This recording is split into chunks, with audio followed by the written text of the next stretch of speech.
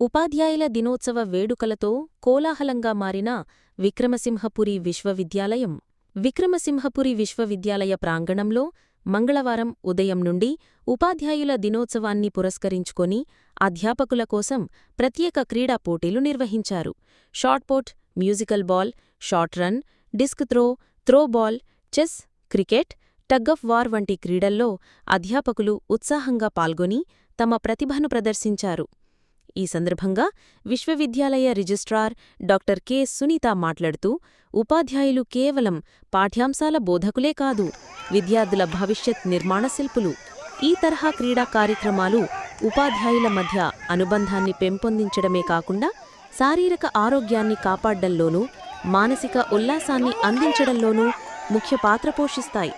విద్యార్థులకు ప్రేరణనిచ్చేలా ఉపాధ్యాయులు సక్రియంగా పాల్గొనడం విశేషమని పేర్కొన్నారు.